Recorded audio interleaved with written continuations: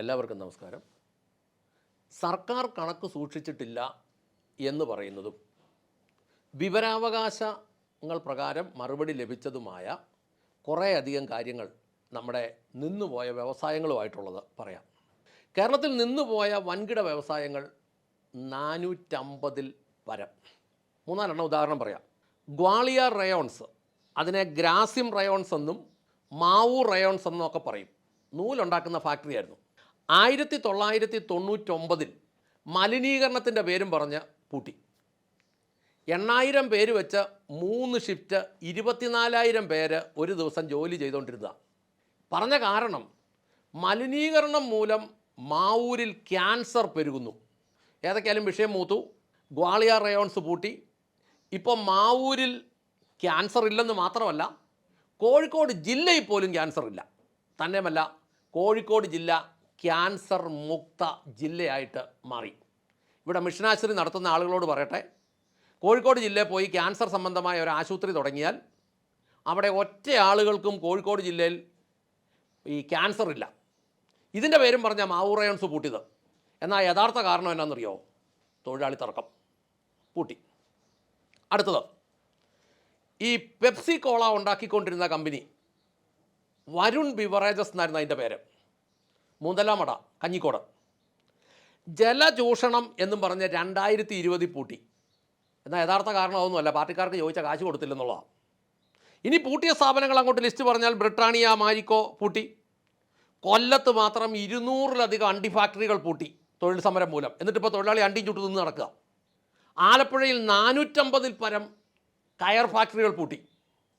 കാരണം എന്നാന്ന് ചോദിച്ചാൽ തൊഴിൽ സമരം. തോഷിബ ആനന്ദ് കളമശ്ശേരിയിലുള്ള ഫാക്ടറി പൂട്ടി. ട്രാവൺകൂർ റയോൺസ് പെരുമ്പാവൂരുള്ള ഫാക്ടറി പൂട്ടി. ഓഗൽ ഗ്ലാസ് ഫാക്ടറി ആലപ്പുഴ പൂട്ടി. പുനലൂർ പേപ്പർ മില്ല് പൂട്ടി. പാസ്പിൻ ഇന്ത്യ ലിമിറ്റഡ് പൂട്ടി. വേമ്പനാട് സിമൻറ്റ് അങ്ങേയറ്റത്ത് ചെന്ന് നിൽക്കുന്നു. ഇനി കേരളത്തിലെ പീഡിത വ്യവസായങ്ങൾ, ഇത് പീഡിപ്പിക്കുന്ന ആരാണെന്നറിയോ? ഇവിടുത്തെ യൂണിയൻകാർ. നഷ്ടത്തിലോടുന്ന വ്യവസായങ്ങൾ സർക്കാർ ഉടമസ്ഥയിലുള്ളത് പറയാം. KSRTC നഷ്ടം, KSEB നഷ്ടം. ഈ ഒടുക്കത്തെ കാശ് മേടിച്ചിട്ടും KSEB നഷ്ടമാണെന്നാണ് പറയുന്നത്. ബെപ്കോ നഷ്ടം, 100 രൂപയുടെ ബ്രാൻഡി 1000 രൂപയ്ക്ക് വിറ്റിട്ടും നഷ്ടം. KSF നഷ്ടം, ഒടുക്കത്തെ പലിശ മേടിക്കുന്ന ഒരു പ്രസ്ഥാനമാണ്. ഈയിടെ ഒരു സ്നേഹിതം വിളിച്ചിട്ട് പറയുക, നാളെ ആ ചിട്ടിയുടെ ലേലം, ഇന്ന് അതിൻ്റെ തുക എത്രയാണെന്ന് ഇവന്മാർ കാൽക്കുലേഷൻ ചെയ്ത് അയക്കും. തട്ടിപ്പിൻ്റെ കൈലാസമാണെന്നാണ് പറയുന്നത്. എന്നിട്ട് അത് നഷ്ടം. ട്രാവൺകൂർ കൊച്ചിൻ കെമിക്കൽസ് അത് നഷ്ടം. കേരള വാട്ടർ അതോറിറ്റി നഷ്ടം. ആസ്ട്രൽ വാച്ചസ് കവടിയാർ നഷ്ടം. ഓട്ടോകാസ്റ്റ് ചേർത്തല നഷ്ടം. ഫോറസ്റ്റ് ഇൻഡസ്ട്രീസ് ആലുവ നഷ്ടം. ഹാൻഡിക്രാഫ്റ്റ് ഡെവലപ്മെൻറ്റ് കോർപ്പറേഷൻ തിരുവനന്തപുരം നഷ്ടം. കേരള അഗ്രോ ഇൻഡസ്ട്രീസ് കോർപ്പറേഷൻ എന്ന് പറഞ്ഞാൽ ഈ കൃഷിക്കാരനെ നന്നാക്കാനുള്ള ഉപകരണങ്ങൾ ഉണ്ടാക്കുന്ന പ്രസ്ഥാനം നഷ്ടം. കേരള സെറാമിക്സ് കണ്ണൂർ നഷ്ടം. ഇങ്ങനെ കിടക്കുക അങ്ങോട്ട് നീളത്തിൽ. സംസ്ഥാന സർക്കാരിൻ്റെ 152 എണ്ണത്തിൽ 132 പീഡനം മൂലം നഷ്ടം. കാരണം എന്താണെന്നറിയോ? ഒടുക്കത്തെ യൂണിയൻ. ഇനി ഉദ്യോഗസ്ഥ കുഞ്ഞച്ചന്മാരുടെ കയ്യിലിരിപ്പ് മൂലം പൂട്ടിയ സ്ഥാപനങ്ങളിൽ ചിലത് പറയാം.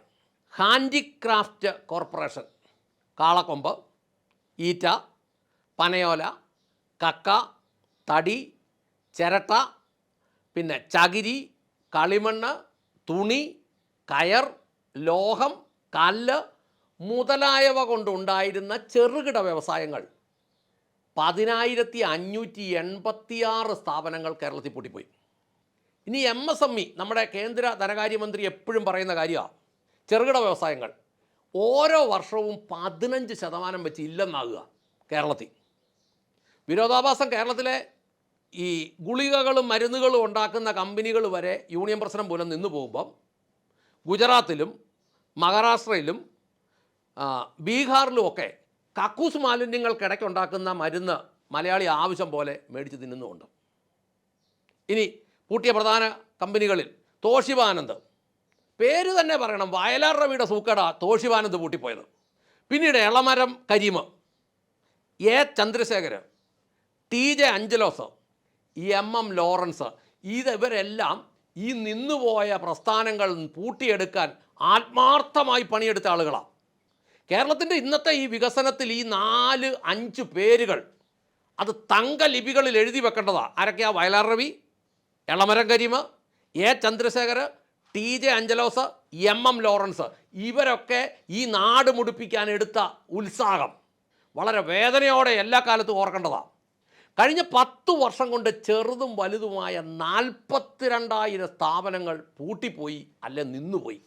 ഇതിനെ സംബന്ധിച്ചുള്ള ഒരു കണക്കുകളും ഗവൺമെൻറ്റിൻ്റെ കയ്യിലില്ലെന്നുള്ളതാണ് സത്യം.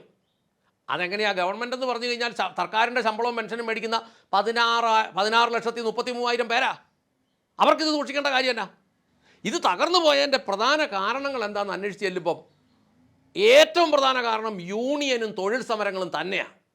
കേരളം നന്നാകണമെങ്കിൽ മുഖ്യമന്ത്രി വി ഡി സതീശനോട് പറയട്ടെ, INTUC ആണെങ്കിലും CATU ആണെങ്കിലും, INTUC നിങ്ങളുടെ കക്ഷത്തിലുള്ള സാധനമാണല്ലോ, അതും ചൊറിയണമെന്ന് തന്നെയാണ്. ഈ യൂണിയൻ എന്ന് പറയുന്ന പണ്ടാരം ഇവിടുന്ന് ഇല്ലെന്നാക്കി കളഞ്ഞില്ലെങ്കിൽ ഇവിടെ ഒരു കാര്യവും നടക്കുകയില്ല. ഇനി രണ്ടാമത്തെ ഒരു കാര്യം, പവർ ഷോർട്ടേജ്, പ്ലാന്റ് ഫെയിലിയർ. കാരണം കാലത്തെ സാധനം കമ്മീഷൻ വെച്ച് മേടിച്ചുകൊണ്ട് വരും. അപ്ഡേഷൻ നടക്കേണ്ട കാലത്ത് ഈ കമ്മീഷൻ കിട്ടുമല്ലോ എന്നോർത്ത് കണ്ടം ചെയ്ത കാലത്തുള്ള ഉപകരണങ്ങളൊക്കെ മേടിച്ച് വെക്കും. സമയാസമയങ്ങളിൽ സ്വകാര്യ മേഖലയിൽ നിന്ന് നല്ല സാധനങ്ങൾ ഇറങ്ങുമ്പം ആ പ്ലാന്റുകൾ ഫെയിലറായി പോകുന്നത് കൊണ്ട് കൃത്യമായി ഉൽപ്പാദനം നടക്കുകയില്ല. പിന്നത്തെ ഒരു പ്രധാന വിഷയമാണ് ഒടുക്കത്തെ കറണ്ട് ബില്ല്. ലോകത്തിൽ ഏറ്റവും ചെലവ് കുറഞ്ഞ വൈദ്യുതി എന്ന് പറയുന്നത് ജലവൈദ്യുത പദ്ധതിയാണ്. ഡാം വല്യപ്പൻ്റെ കാലത്തുണ്ടാക്കിയിട്ട ഡാമാണ്. അന്ന് മേടിച്ച പവർ ഹൗസുകളും ജനറേറ്ററിലും ഒക്കെയാണ്. ഇന്നും അതിൻ്റെ പേരിൽ ഈ ഒടുക്കത്തെ കാശ് ആരുടെ വായിലോട്ട് കൊണ്ട് തള്ളിക്കയറ്റാൻ മേടിക്കുന്നതാണെന്ന് ചോദിച്ചാൽ ഒരു തരത്തിലും അറിയത്തില്ല. പിന്നെയുള്ളത് ഉദ്യോഗസ്ഥന്മാരുടെ ഉപദ്രവങ്ങൾ, പീഡനങ്ങൾ, കൈക്കൂലികൾ, മെല്ലപ്പോക്ക് നയങ്ങൾ. കഴിഞ്ഞ ദിവസം എൻ്റെ ഒരു സ്നേഹിതൻ പാലക്കാടുള്ള ഒരു മനുഷ്യൻ പറയുക, ഈ അടുത്ത കാലത്ത് അങ്ങേരുടെ മകൻ്റെ പേരിൽ ഒരു പാമ്പ് മേടിച്ചു. 3 മാസമായിട്ട് അതിൻ്റെ ലൈസൻസ് മാറാൻ പുറകെ നടക്കുക. ഈ പന്ന ഉദ്യോഗസ്ഥന്മാരത് ശരിയാക്കി കൊടുക്കുകയെന്നാണ് പറയുന്നത്. മടുത്തെന്ന് പറഞ്ഞയാൾ. പിന്നെ ഒന്ന്, ഈ മാർക്കറ്റിലെ മത്സരം. ഗവൺമെൻറ്റിൻ്റെ യാതൊരു പിന്തുണയില്ല. വേണേ ഉണ്ടാക്കിക്കോ, നിൻ്റേതല്ലേ, ഞങ്ങൾക്കെന്നാ. വേറൊരു പ്രധാന കാരണമാണ് ഗവൺമെൻറ്റിൻ്റെ പ്രൊമോഷൻ ഇല്ലാത്തത്. ഗവൺമെൻറ്റിൻ്റെ പ്രൊമോഷനും കൂടെ ഉണ്ടെങ്കിലേ അത് മുന്നോട്ട് പോവുള്ളൂ. ഞാനിതിൻ്റെ കണക്കെടുത്തപ്പോൾ 42,000 എണ്ണം നിന്നുപോയെന്ന് പറഞ്ഞല്ലോ. ഈ 42,000 സ്ഥാപനങ്ങളിൽ 100 ജോലിക്കാർ വെച്ചുണ്ടെങ്കിൽ പോലും അത് 42 ലക്ഷത്തിലേക്ക് വരും. 1000 പേരും 10,000 പേരും ഒക്കെ ജോലി ചെയ്യുന്നതാണെങ്കിൽ ഇത് എത്ര ആളുകളിലേക്ക് വരുമെന്നൊന്ന് ആലോചിച്ച് നോക്കിയേ. ഇതെല്ലാം നശിപ്പിച്ച് കളഞ്ഞു. ജനസംഖ്യയുടെ 12 മുതൽ 20% വരെ ആളുകൾ ഇതെല്ലാം നിന്നുപോയപ്പോൾ സ്ഥിരമായ ജോലിയോ സ്ഥിരമായ കൂലിയോ ഇല്ലെന്നായിപ്പോയി. പ്രധാന കാരണമെന്ന് പറയുന്നത് യൂണിയനാണ്. ഞാൻ കേരളത്തിലെ പ്രേക്ഷക സമൂഹത്തോട് ചോദിക്കട്ടെ, ഇങ്ങനെ ഈ സകലതും മുടിപ്പിക്കുന്ന യൂണിയൻ നിലനിർത്തണോ? ഒരു ഉദാഹരണം പറയാം. നല്ലപോലെ നിൽക്കുന്ന ഒരു തെങ്ങയിലോട്ട്, കായ്ക്കുന്നതാണേലും കായ്ക്കാത്തതാണേലും വളർന്നു വരുന്നതാണേലും ഒരു തെങ്ങയിലോട്ട് ഒരു ചെല്ലി വന്ന് കയറും. ആ ചെല്ലി അതിൻ്റെ കാമ്പ് തന്നെ കുത്തി അവസാനം അതിൻ്റെ മണ്ട മറിച്ച് തെങ്ങില്ലെന്നായി കഴിയുമ്പം ഈ ചെല്ലിയുടെ സൂക്കേട് തീരും. ചെല്ലി അവിടെ നിന്ന് ഇറങ്ങി അടുത്ത തെങ്ങയിലോട്ട് പോകും. കേരളത്തിൽ സത്യം പറഞ്ഞാൽ വ്യാവസായിക മേഖലയിൽ യൂണിയൻകാർ കാണിക്കുന്ന പണി ഇതാ. യൂണിയൻകാർ വന്ന്, ജനമല്ല, ഈ യൂണിയൻ നേതാക്കൾ ജനത്തിനെ ഇളക്കി വിടും. ഒരിക്കലും കിട്ടാൻ സാധ്യതയില്ലാത്ത, കൊടുക്കാൻ സാധ്യതയില്ലാത്ത അത്ര വലിയ ആവശ്യങ്ങൾ കയറി ചോദിക്കും. പല പ്രസ്ഥാനങ്ങളും ചെറിയ ലാഭത്തിൽ ഓടുന്നതാണ്. അത് ബൾക്കായിട്ട് ചെയ്യുന്നതുകൊണ്ടാണ് അത് കൊണ്ടുനടക്കാൻ പറ്റുന്നത്. വലിയ കാര്യങ്ങൾ ചോദിച്ചിട്ട് ഉടമസ്ഥന് കൊടുക്കാൻ പറ്റിയല്ല. തൊഴിലാളി ചോദിച്ചല്ലോ എന്നോർത്ത് സമരം ചെയ്യും. ഉടമസ്ഥൻ കൊടുക്കാൻ പറ്റാത്തതായതുകൊണ്ട് ഇത് ചർച്ച ചെയ്ത് എങ്ങും എത്താതെ വരുമ്പം ആദ്യമേ ഇതങ്ങ് പതുക്കെ തന്നെ നിൽക്കും.